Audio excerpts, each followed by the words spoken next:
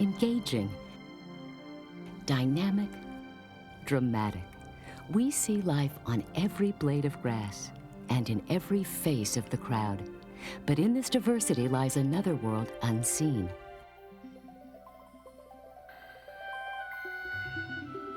The hidden world of cells.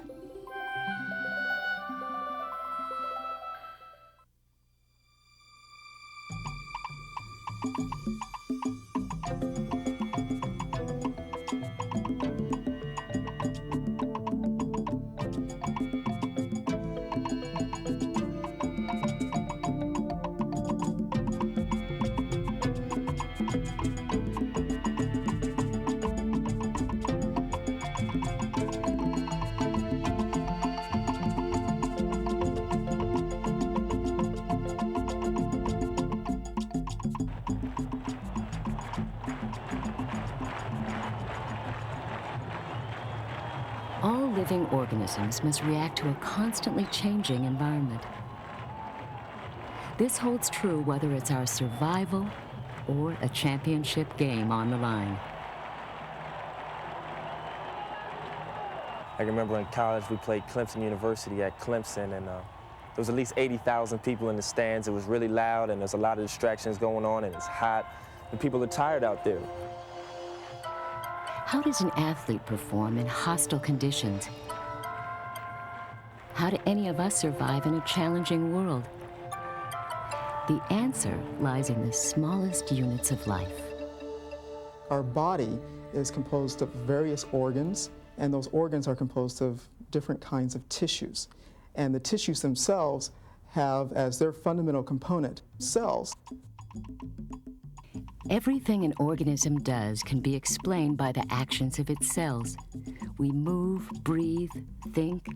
In fact, we exist due to the synchronized efforts of our body's cells. Cells come in a variety of different functions and different types. And if you're really going to understand the function of the human body, what it's doing and how it's doing it, then you have to have a really good understanding of the different kinds and varieties of cells that exist. We find over 65 trillion cells in one human being alone, each with its own role to play. Delicate brain cells to transmit messages, disc-like blood cells that enrich the body with oxygen, elongated muscle cells that contract to move limbs. If you were to come over here, we have some more examples. The form of these cells often reveals their function, as we see in the specialized components that allow us to hear. When it comes to cells of the ear, it's really an incredible machine. How is it that we are able to hear certain sounds in the context of a very noisy environment?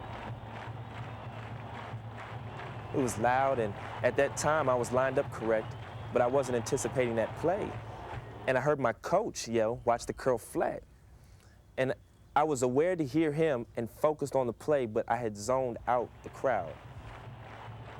The crowd is shouting, they're roaring, because they want that receiver, of course, to catch the ball and then go for a touchdown. Well, you have to be able to block out the crowd, and you have to be able to listen to possibly your teammates, and you have to be able to listen to anyone else who may not be your teammate who's coming up from behind. Well, how do you do that? To answer questions such as this, scientists use electron microscopes to analyze the structure of specialized ear cells. What we know is that there are sense cells, which are very, very different from the supporting cells. The sense cells have these little hair bundles. Another group of cells that are very important in the inner ear are the nerve cells that actually make contact to the sense cells. And those two form what we call sensory neural hearing. In the world of complex organisms, form reveals function. In the microscopic hairs of these sense cells, we find the receivers which collect sound waves. In the long, skinny reach of nerve cells, we find the circuitry which transmits impulses between the ear and the brain.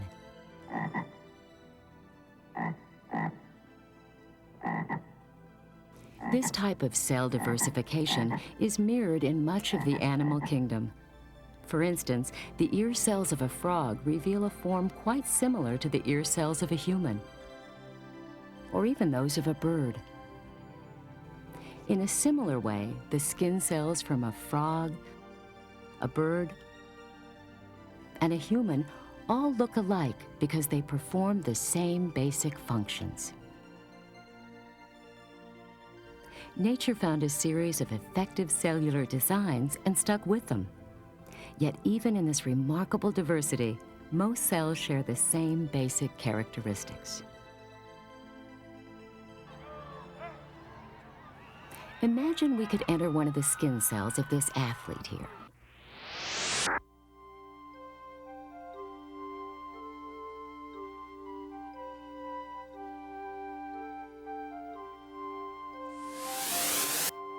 Welcome to the inner cell and the hazy world of the cytoplasm. Keep a sharp eye out for organelles, the functional components of the cells. There's the cell's powerhouse, a mitochondrion. Mitochondria transform sugar byproducts into ATP molecules, the main form of energy that cells can use. The membranous compartments floating about come from this Golgi body. Inside these layered sacs, the cell refines and packages proteins, fats, and other important materials. Where do these materials come from to begin with? Meet the endoplasmic reticulum. You're looking at the cell's main assembly line and distribution center. On its rough areas, these tiny dark bodies called ribosomes forge the proteins that are so crucial to life. The instructions for building those proteins come from perhaps the most important organelle of all, the nucleus. Its porous double membrane keeps the cell's DNA accessible but separate from the cytoplasm. DNA molecules distribute the unique molecular blueprints used to build each different protein. It's the ultimate in quality assurance, in one of the most efficient factories on Earth. While we find the same organelles in each of our body's cells, their function may require more of some and less of others. For example, the constant activity of muscle cells requires more energy-producing mitochondria. The cells of our intestines are filled with pockets of digestive secretions. The intricate designs of each different cell determines what role it will play in the game of life.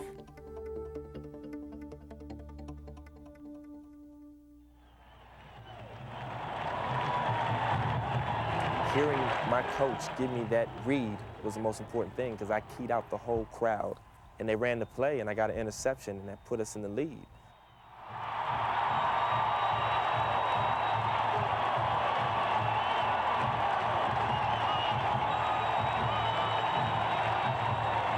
Well, I'll tell you something that's rewarding is after you focus out the crowd and you make a big play, you want to hear them screaming for you.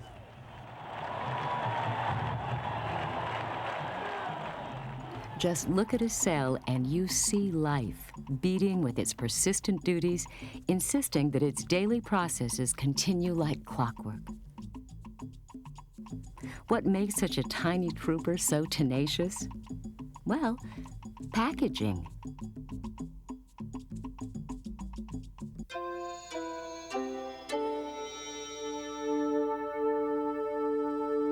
The membrane surrounding cells is absolutely critical to life.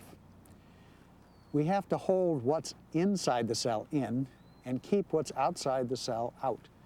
And that membrane is what does it. Now here's a good example of drying out. We're almost ready to get rid of that. Dr. Robert Heath and his colleagues study plant physiology, including how to grow plants from cell cultures and without soil. These experiments allow us to observe cells in a controlled environment. Hydroponics is the ability to grow plants without soil.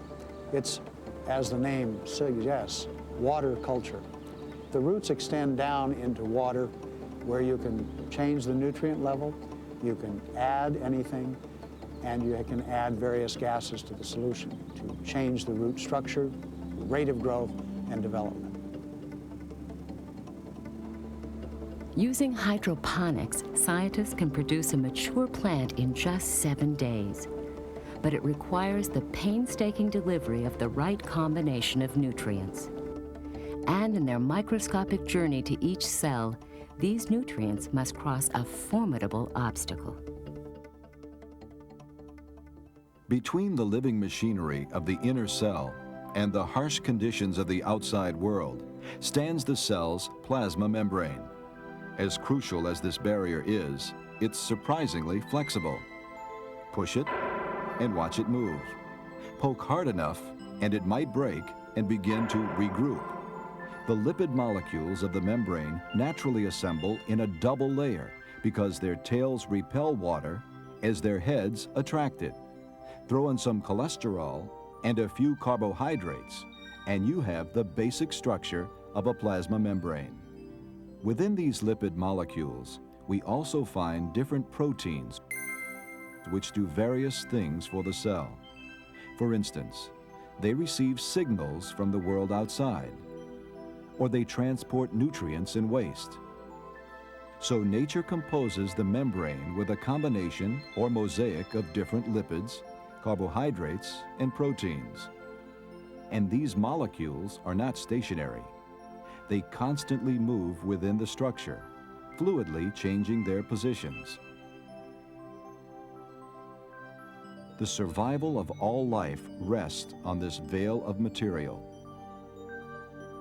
A supple membrane just 2 molecules thick. So what we have to have in that membrane is our selective materials to allow a transport to occur. The cell's membrane keeps most things out, but allows what it needs to penetrate into the membrane so it can be utilized. Dr. Heath's plants require a precise mix of inorganic nutrients, such as nitrogen, potassium, and calcium. Dissolved in water, we call these nutrients solutes, and nature has devised ingenious methods for chaperoning these solutes through the cell membrane. Diffusion is a fundamental physical process. I think we're all aware that if somebody opens a perfume bottle in one side of the room, you can smell it in the other side after a time. Molecules move from a higher concentration to a lower concentration, naturally, through a molecular motion that occurs regardless of life, regardless of us. Diffusion results from the random collision of molecules. In a natural search for more elbow room, they bump and shove each other from areas of high concentration to areas of lower concentration. Just as these collisions cause perfume or smoke to diffuse across a room, they can also push nutrients through any cell's membrane.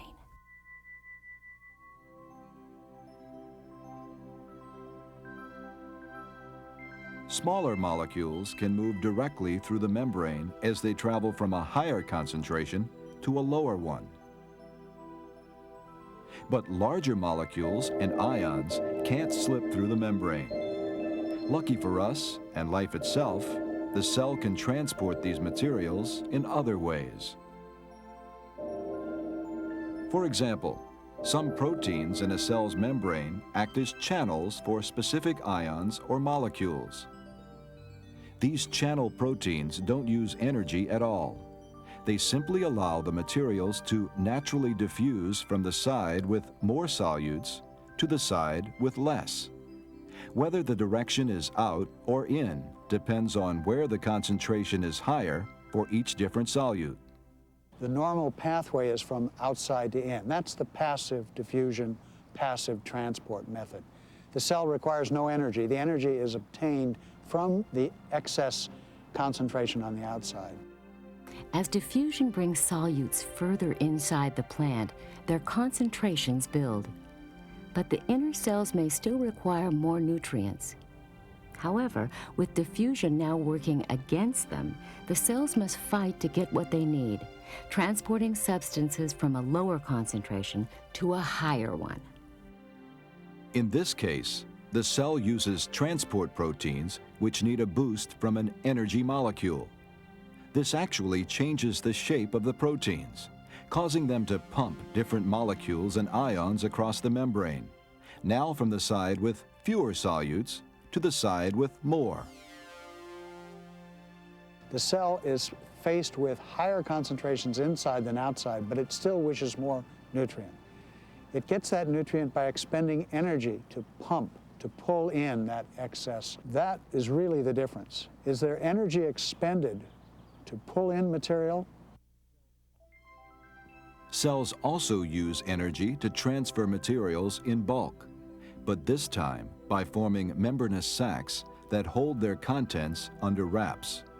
In a process called endocytosis, part of the surface membrane encloses the material, forming a sac which brings the contents into the cell's interior.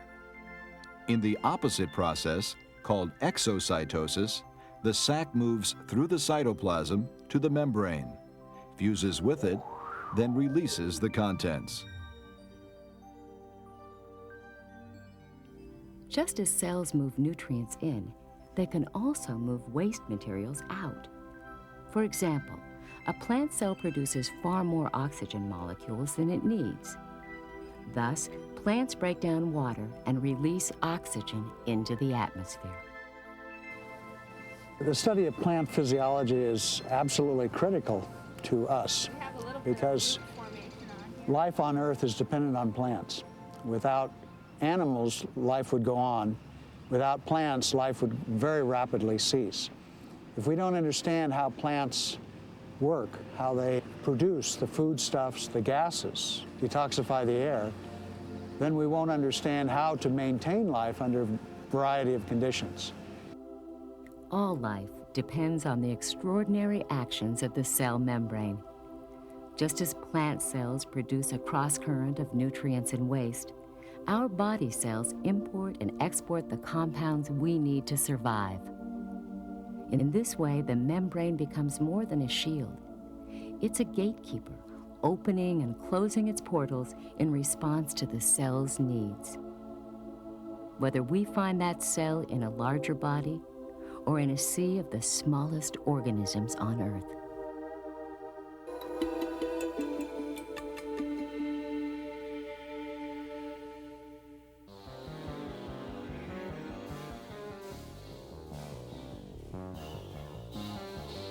Over 3.5 billion years ago, Earth's primordial oceans teemed with primitive life, bacteria. These were simple cells, much smaller and without the complexity of those which make up our bodies.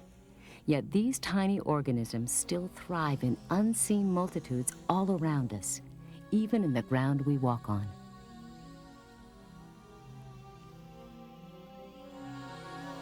Well, in an area the size of a football field, say down to about the first only 4 inches, one would expect to find about a billion bacteria.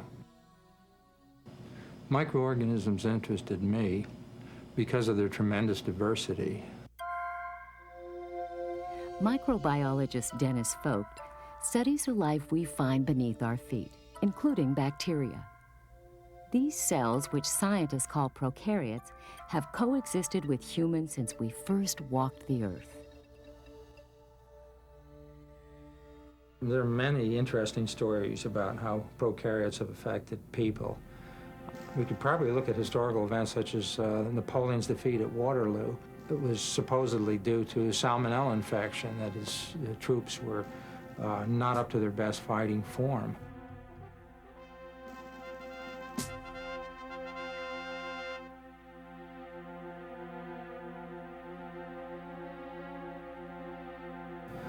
The bubonic plague that devastated Europe in the 14th century was a result of a bacterial infection.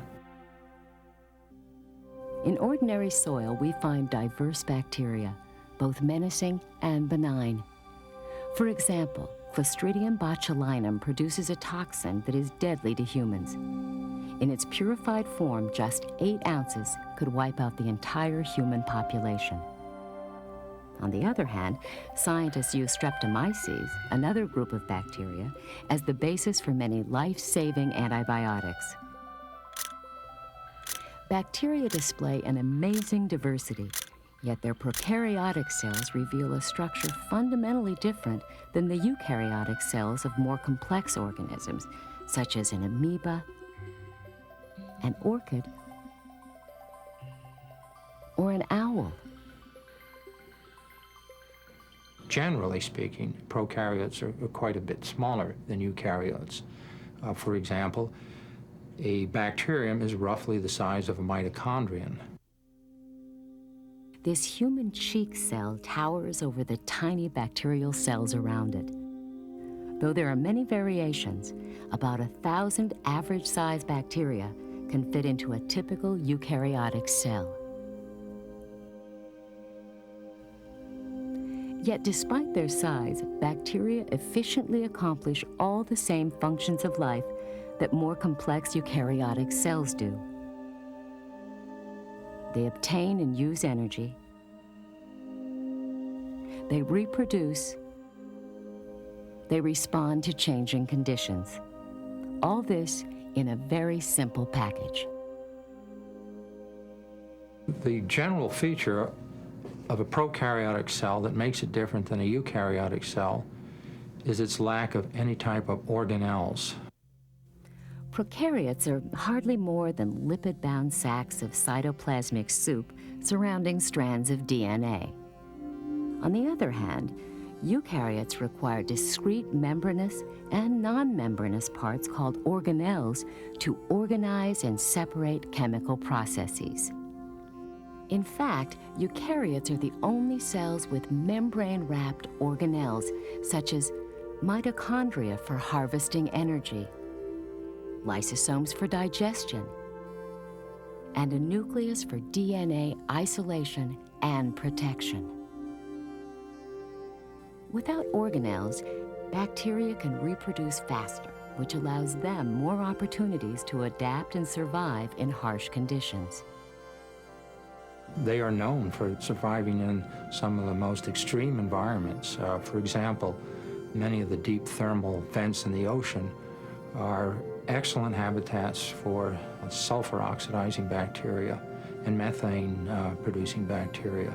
Many of them actually grow at boiling temperatures. Bacteria have been found in salt pools, generally where eukaryotes are not found because of the extreme salinity, and they've been found in environments that are extremely acid. In the battle for survival, prokaryotes are favored over eukaryotes because of their much simpler structure.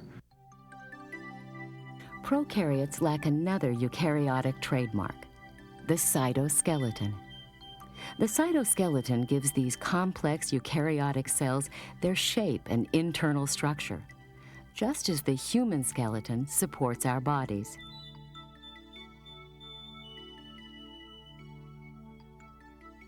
Composed of different protein bundles, this interior scaffolding extends from the nucleus to the plasma membrane. Primarily in animal cells, the structure of the cytoskeleton depends on microtubules, which anchor organelles and play a key role in cell division.